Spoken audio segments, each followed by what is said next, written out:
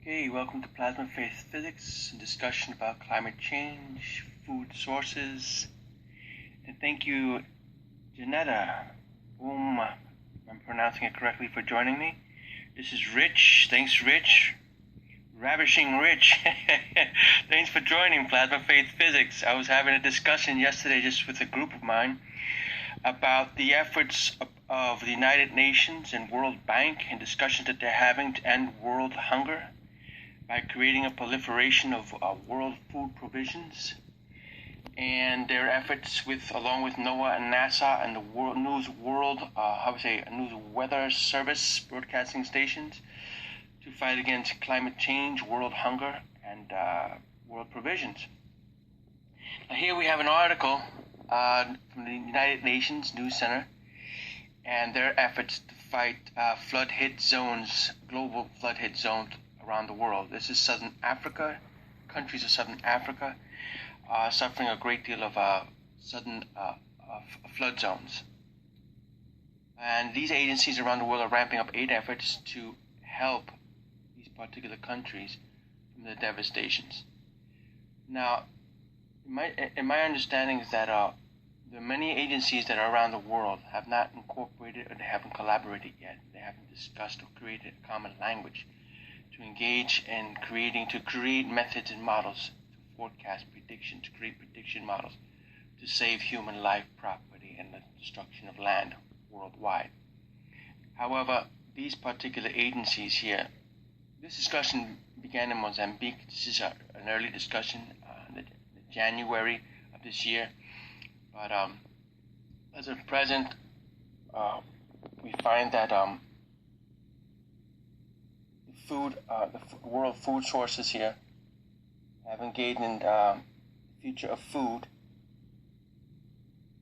and have established a specific language with these discussions here. So follow and understand what's going on. Cooks have to offer is their deep respect and care for food.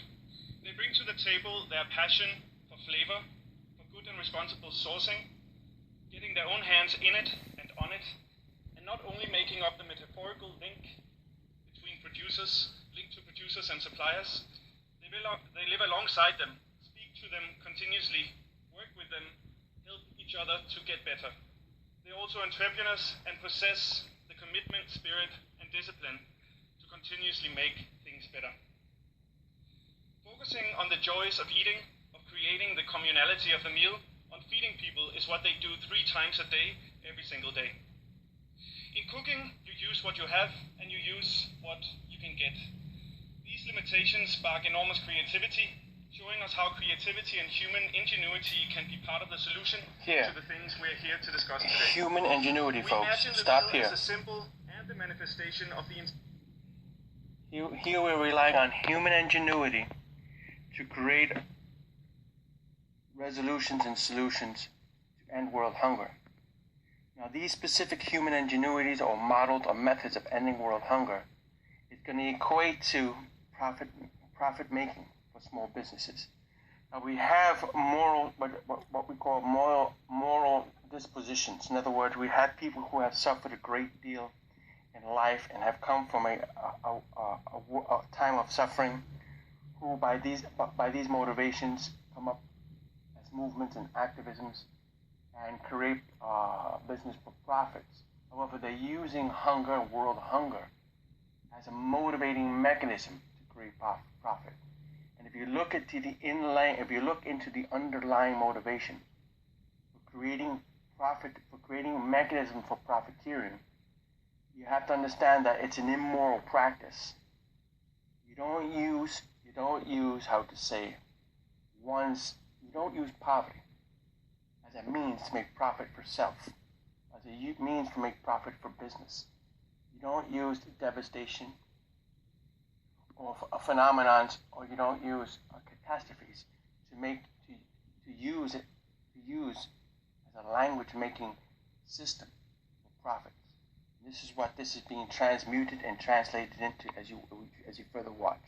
Entire food system, and that craft is knowledge. And knowledge is what inspires and empowers people to do things better and leave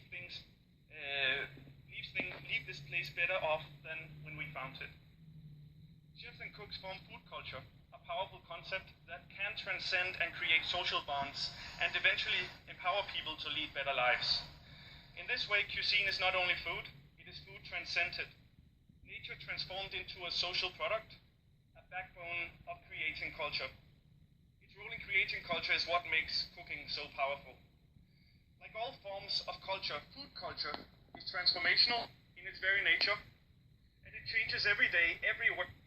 Here they're trying to establish a language where food culture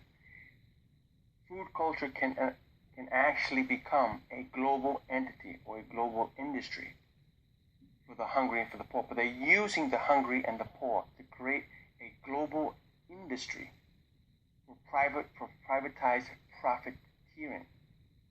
And you'll see that later, very soon in this broadcast, you'll see that there are going to be people coming up talking about their sufferings and their past engagement with poverty and people they have seen suffer and starve and die.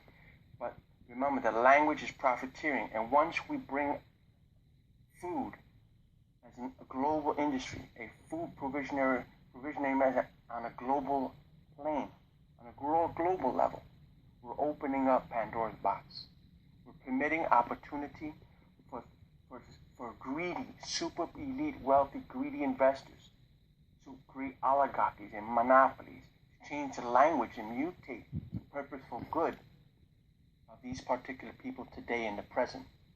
These people are right now at the vanguard of creating a purposeful good. They have great motivations and great mission statements. But the thing is, what happens is that great businesses behind the scenes have different mission objectives, and they have different powers and different types of monies of powers to back them to eminently conquer this particular domain of language and transfer this specific language into a specific stock exchange investment, mechanism.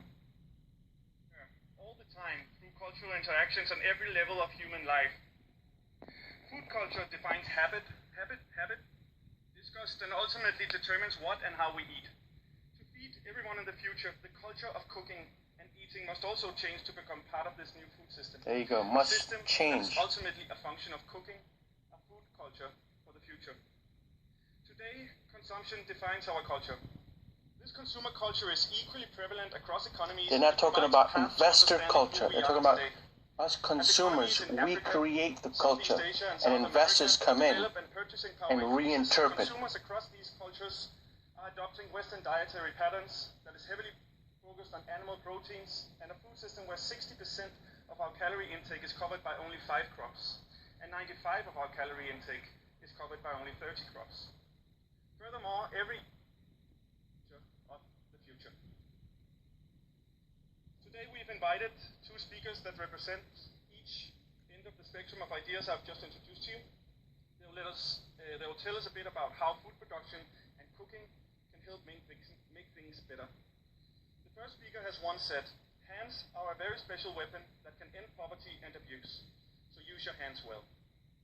She describes herself committed to ending poverty, abuse, self-pity, and victimhood through food security. I would say that she also inspires us to make things better. Her mission is on a regional, domestic scale, but the language that she will create will be justifiable reasons for larger, greedy investors to overtake these particular mechanisms when they become in full flourish. Very glad to be sitting here today because food has always been something very, very close to my heart since a very young age. I became an orphan when I was 7 years old, and that is the time that I learned how to work to put food on my plate. And I was out of school when I was 9 years old because I could not afford to go to school in the morning, come back home, work, so I can have maize meal to make our only meal of the day. I left school when I was 9, and when I was 10, I was offered to marry a guy who was 30 years my senior, so I could have food on my plate. And so from that background, I understand food as something that can change a lot of the major issues. Yes, and who created that language? Who created that social disposition? Where those who have, whether they be immoral or moral, wicked or good, those who have will put in a position, will be put into a position to provide, and the only way they know how. And of course, I decided I would simplify and travel to different places in the world and adjust the growing spaces. Mushrooms are growing in very small space, but most of the times it's made to be a sterile environment where you have to do a lot of work sterilizing everything. And I figured Social, out a political, model economic how to simplify that. So entities have village women created in Zimbabwe this can do it.